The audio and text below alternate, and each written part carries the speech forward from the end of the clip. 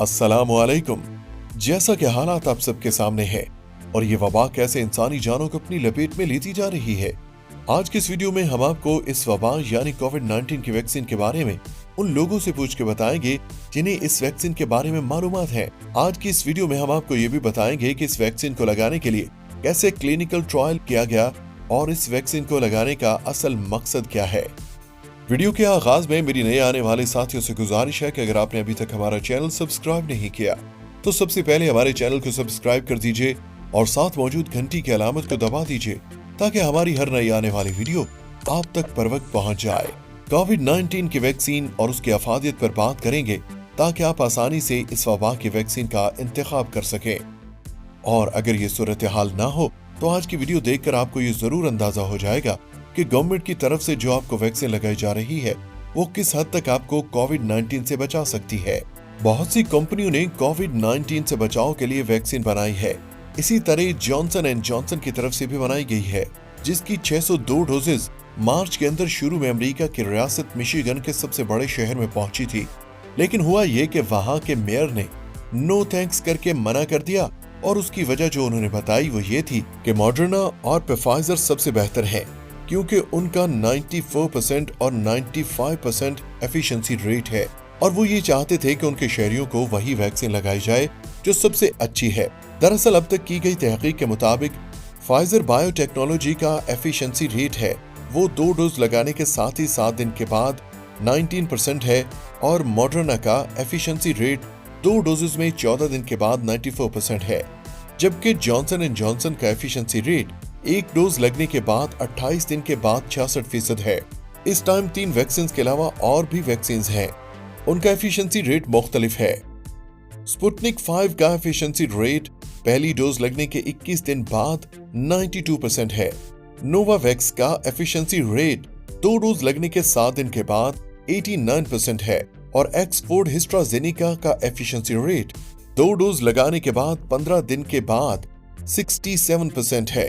अब efficiency rate के numbers की बुनियाद पर बात की जाए तो जाहिर सी बात है कि हर कोई मॉडर्ना और फाइजर वैक्सीन का इंतखाब करेगा और जो सबसे आखिरी चॉइस होगी वो ऑक्सफोर्ड होगी या जॉनसन एंड जॉनसन होगी। अब इनके एफिशिएंसी रेट में कितना फर्क है वो आपके सामने है। इन वैक्सीन का हजारों लोगों पर क्लिनिकल ट्रायल करने के बाद इनको मार्केट में लाया गया।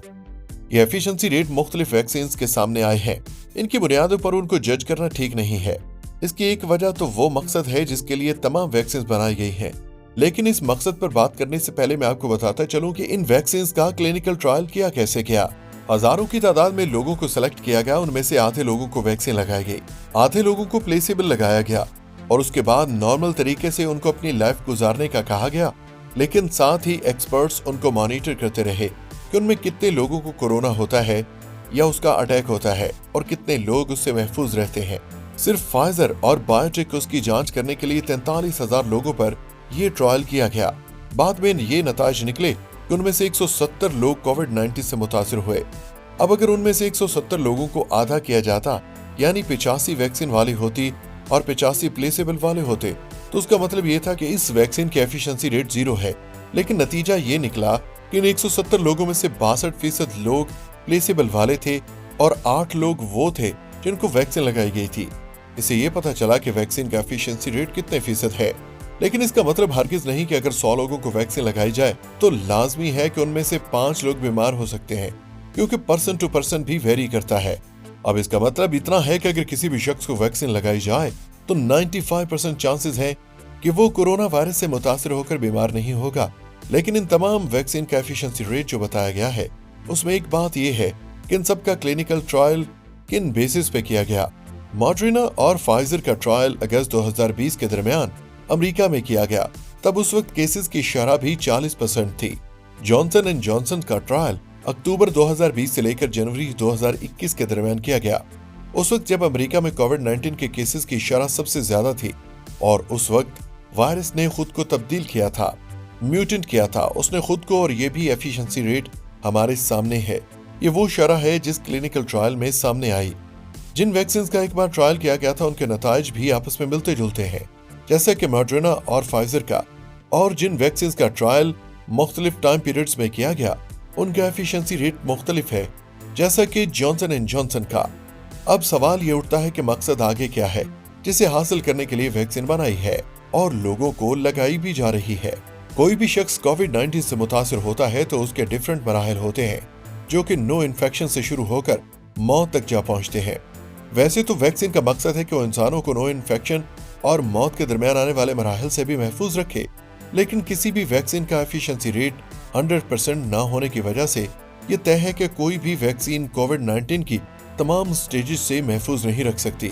और उसके बाद ये बात आती है कि कम से कम किसी भी वैक्सीन को इंसानों पर इतनी प्रोटेक्शन जरूर दिलानी चाहिए कि वो कोविड-19 के खतरनाक सिम्टम से महफूज रहे। यानी अगर कोविड-19 हो भी जाए तो उसकी हालत इतनी खराब ना हो कि उसे अस्पताल में रहना पड़े और मौत का सामना भी करना पड़े। और अब मैं आपको ये बताऊं कि अगर किसी वैक्सीन का एफिशिएंसी रेट 50% भी हो तो वो इंसानों को इन सुपर सिस्टम से बचा सकती है, तो वो इंसानों को इन सीवियर सिम्टम से बचा सकती है जिसके बाद उसको अस्पताल में रहना पड़े या उस इंसान की मौत हो जाए। और अब आपको याद हो कि हमने वीडियो के आगाज में आपको तमाम वैक्सीन का एफिशिएंसी रेट बताया था और तमाम वैक्सीन का एफिशिएंसी रेट 50% से ज्यादा है। मतलब अगर इंसानों को कोई भी वैक्सीन जो मौजूद है लगाई जाए तो इसका मकसद जरूर हासिल किया जा सकता है कि लोगों की हालत इतनी खराब ना हो कि उन्हें मौत का सामना करना पड़े। अभी तक कोई ऐसी मिसाल सामने आई है कि जिसमें वैक्सीन लगाने वाले बंदे को कोरोना ने मुतासिर किया हो और उसको अस्पताल लेकर जाना पड़ा हो। आपको ये वीडियो कैसी लगी कमेंट सेक्शन में जरूर बताएं और अल्लाह ताला से दुआ करें कि अल्लाह ताला सबको इस बीमारी से महफूज रखे। आमीन।